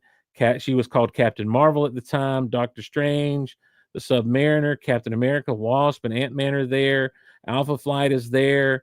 Kitty Pryde, the X-Men, Rogue, Wolverine, Colossus, Storm, Rachel Summers, Nightcrawler, Iceman. There's X Factor with Jean Grey, Cyclops, Angel, Beast, Daredevil, Vision and the Scarlet Witch, Hawkeye, Power Man, the Fantastic Four, and then you get Thor going around the bend. She-Hulk was part of the Fantastic Four during this time, and the Thing had not been with them. But this cover, I'm like, there he is. He's in a trench coat. I remember in the first issue in that one book, he was in a trench coat and stuff. And so I picked up this particular comic, and in that comic, it retold the origin of the Fantastic Four.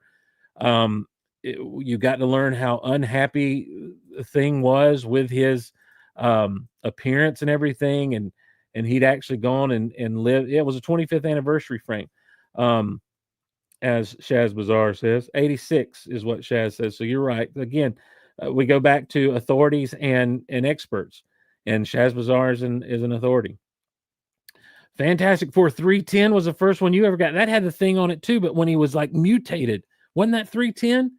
When like it's the mutated thing, which I want Marvel to make a a Marvel Legends of. It'd have to be a Build-A-Figure maybe, and it's not. I don't know that they could ever use those parts for any other figure, so it'll never happen. But man, I want that thing to be the thing. Yeah, I want that Marvel Legends figure. Absolutely, yeah. I love such a cool thing. No pun intended, none taken. Obviously, it was received differently.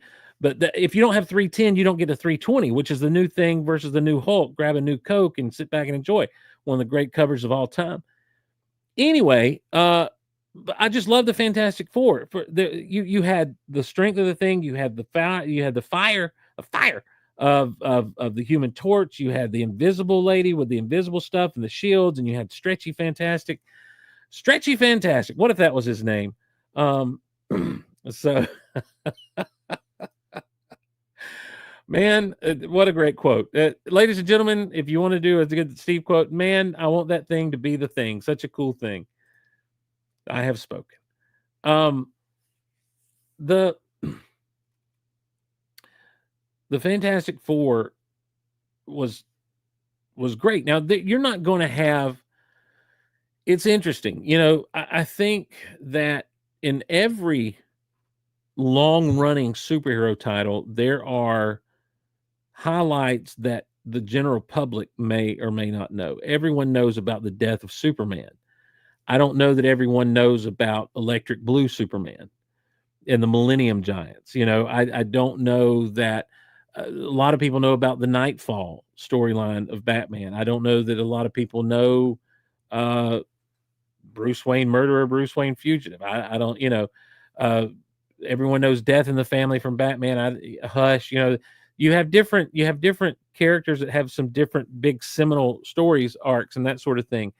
The Fantastic Four just they have one or two, I think, that stand out for a lot of people. And so what I want to do between now and July 25th, when the Fantastic Four is released in theaters, Fantastic Four First Steps, is just kind of walk through not just I think the most seminal moment of the Fantastic Four comic series that everyone's going to know is would be the coming of Galactus. I want to Doom. Let me tell you something. Doom 2099 is an awesome looking costume. Is an awesome looking outfit. The blue cloak and the silver, very futuristic look. Oh, and the fact. I don't want to get off on Doom 2099. I want to continue on with what I'm talking about. Fantastic Four. So I thought it would be fun to kind of talk about some of these old story arcs and some of the things that have come before. And we'll talk about Doctor Doom. We'll talk about Galactus. We'll talk about several things. You know, I Scott Rifen, Authority on Comics, loves the John Byrne era of the Fantastic Four, as do I. But I also love what came after him. I love the Steve Englehart era. I love I'm just a Fantastic Four junkie. I'll just tell you straight up. Love them. So I thought, what's a good one to start with? What's a good place to start when it comes to we're at the beginning. This comes to us courtesy of Marvel.com. And there are a few comics you can read for free on Marvel.com, and this is one of them, Fantastic Four #1. If you notice on the cover, they're not in their costumes. Now, Johnny is at Flame Dawn, so but you got Sue, she's just in street clothes. The Thing's wearing some purple draws, and Reed's just in regular street clothes too, all tied up. Now, this is Jack Kirby, Stan Lee writing this quartet. You got a big monster. This is what we call an iconic cover. You've got a big monster coming up out of the street, taking them on. And this is not New York City, ladies and gentlemen. This is just the city. It wouldn't be New York for a couple of issues for certain. It's this is the book. This is the comic that launched superheroes for Marvel and for Marvel Comics. Ultimately, this is it. This November 1st, or the not November 1st, but this is November. The cover date is November of like 1961. And it's interesting when you look at this book and you look at these characters, because there is the thought that Stan Lee actually is aping himself in a way, um, because he wrote in the 50s, about 4 years prior, in 57, a book called Challengers of the Unknown, or a group of characters called the Challenge of the Unknown for DC Comics under their showcase title. And the Challenge of the Unknown were 4 people who were just adventurers and explorers, and they got themselves into all kinds of science fictional and fantastical adventures and that sort of thing. I don't know that that it's been confirmed that, but look, Jack Kirby did that with a lot of things. He did the New Gods over in DC, and then he came back to Marvel, did the Eternals, which was his way of trying to do the New Gods in Marvel, and so obviously he's going to borrow from himself, and it was a time where he's just throwing out pages as fast as he can, and the ideas are starting to fly with he and Stan and other people, and so this is one of them. And instead of just 4 adventurers, they're 4 adventurers who have superpowers. And it's really kind of an auspicious beginning, because when you open up this comic, you start with a page that it's not quite a full splash page. You get the characters listed across the top: Reed Richards, Ben Grimm, Sue Storm, and Johnny Storm. And then it's just the Fantastic Four in smoke. And there's this dude in shadow down in the bottom corner that, is basically, this is the first time I've had to use it, and I hope it'll be the last, and it's like, man, it's kind of ominous, with what's going on. Well, from there, what happens is all of the Fantastic Four see the signal in the sky. I'll go through a few pages real quick. Susan sees it and goes invisible to get where she's going. Johnny sees it and takes off. The Thing sees it. He's getting fitted for some big and tall clothes. He just goes ahead and gets the clothes off and goes out in his big draws and smash. It's so funny because he's going through. Listen to this dialogue. Why must they build doorways so narrow? Well, he got in there, but didn't get out. So it goes through the sewers and comes out of the street. It's just super dramatic of them just answering the call of the flare in the sky. Johnny melts a car to get there and everything. Well, when they all get there, it's just honestly, if you've never, if you put yourself in the day and you've never read this comic, then you're like, who are these people? What's going on here? What's the deal with all these people? And so they actually are in a room talking, and they recap their whole origin, going to space and spice and getting their powers and everything. Oh, by the way, Johnny almost falls to his death answering the call, and Reed saves him. But and there are these iconic pages of the cosmic rays hitting the ship, and and all that's going on with when they go up. They have to sneak to go up into space, and then of course there's the big crash landing that they make into that famous tree. Like, this is all real iconic stuff. And what's amazing is, a 5th grade kid, I'm reading this and look at all the word bubbles. Look at all the narration boxes and everything. Like, very verbose for comics in those days. Nowadays a comic's going to be just boom, boom, boom. You're going to fly through it because there's going to be less dialogue and less descriptions of what's happening, more just relying on the art and stuff. And words are a premium in a lot of ways. But here you can see like a third sometimes of the whole panel is taken up, or more is taken up by these dialogue, by these word bubbles. Ben Grimm growing into the Thing there, and this is their origin. They crash landed after getting hit with the cosmic rays. So you have a whole section of this story that's just their origin story, and then it cuts back to the quote unquote present with the threat they have to face. And basically, there's some big hole where something has come up, and drain nuclear power from a nuclear base, from an atomic base, and that leads us into a fight with the Mole Man. You not only do we get their origin, which would be a stop for most. In fact, if you go read Ultimate Fantastic Four, it takes like 5 issues to finally get their origin. You know, this in just a few panels, you get the origin, you get the motives, you get everything about these characters you need to know, because they're not scared of dialogue, they're not scared of the word balloons, they're not scared of a little bit of narration here and there. And next thing you know, we're introduced to the Mole Man. Now, the Mole Man has all these monsters that he has under his control from Monster Island. And what's amazing is once we meet the Mole Man, we get a couple of pages of Mole Man origin. It's absolutely crazy. We get.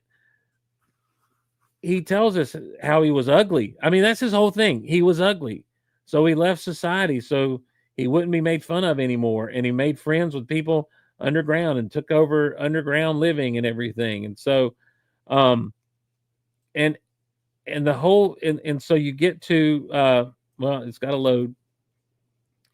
And so that you get to the whole thing of a battle between him and the Fantastic Four, and it's really the Fantastic Four fighting his monsters, and ultimately they blow up the whole island. And you're just like, good night, and everything is so dire. But there's no Doctor Doom, there's no Skrulls, there's no Galactus, there's no Uatu the Watcher. We start out with it's just a big bold opening, and everything is dire and everything's serious, and they've all got to find their voice. And again, remember, it's the 60s. And they're writing for kids. And so the voices are going to be the way kids would hear adults speak a lot of times, or what they would think of adults speaking and that sort of thing. But what we're introduced to is a brilliant man who is more preoccupied with his brilliance than emotions. A hot-headed teenage kid who can use fire, can become fire, basically. A woman who feels like she's invisible, so that's her power. She turns invisible. And the big ugly brute, the Thing, who now hates that he's this big ugly brute. And all that morphs through time into Reed Richards feeling guilt for causing his friend to end up the way he is, as the Thing. Reed and Sue's love story. Johnny going from girl to girl and finally falling in love, but then losing love. And then, man, that stuff gets weird. The Thing finds a girlfriend. It gets nuts, man. But it is a soap opera for kids, and the drama is there, but then the high adventure and the action and the science fiction are there. But it all starts with this it's a dense thing to read. And so I would encourage you to head to marvel.com. You can check it out. Obviously, it's in Marvel Unlimited if you use that. But issue number 1 is there. It's available for reading for free over at marvel.com. So I would take a gander at it. If you can find a book like one of these old bad boys, these are fun. Anytime you can find like a trade paperback. Let's see, what else do I have here? I've got a hardback that's the best of the Fantastic Four. Any of the omnibuses, the essential. I always forget what they're called. It's not the essential things. There are some great collections. In fact, Marvel Masterworks, but you're gonna get expensive when you get into Marvel Masterworks. I wish they would just publish continuously the what are they called? Epic Collections, I think is what they're Epic Collection. The Marvel Epic Collections. And because those things are great, they're color, they're a little more expensive than you want them to be, but they're in color and they're in various volumes, so you can actually end up collecting everything that's been put out there. But yeah, the Epic Collection, I would encourage you to pick those up. Like right now, there's one, it's volume 9 basically of the Fantastic Four, and to get it in paperback, you got to get it used, and it's like $120. Well, I'm not paying $120 for it. It's only 22 issues, 23 issues of worth of comics in there. but they're great. They all look good on the shelf if you can do it. But then you've got another Fantastic Four collection that's like for $31 right now. You can get them all for Kindle if you have a Kindle app or that sort of thing. Or again, if you've got the Marvel Unlimited app, all the comics are there. I would say read issue number 1 and just start from there, because you're going within the first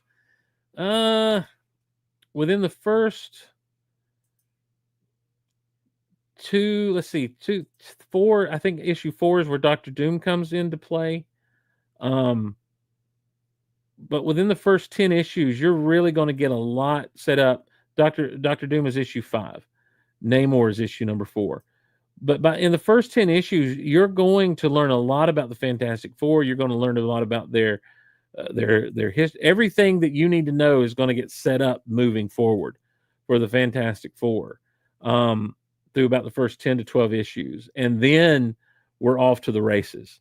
Then we are we're rocking and rolling with all kinds of different lore and everything else that goes on with this team.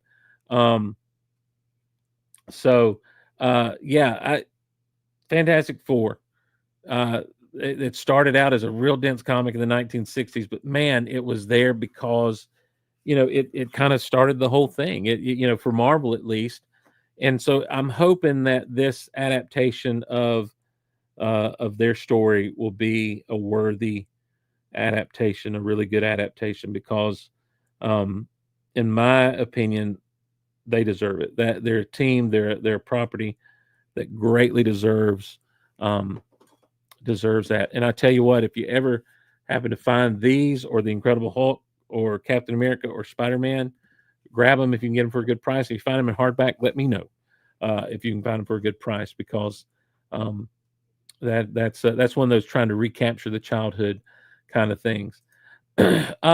Listen, we'd love to hear from you. What's going on with you? What are you geeking out about? You can comment below, or you can email us at geekoutonline@gmail.com. Geekoutonline@gmail.com. We'd love to hear from you. That's one of the primary ways we actually interact with folks, is through the emailing. And so we'd love to hear from you that way.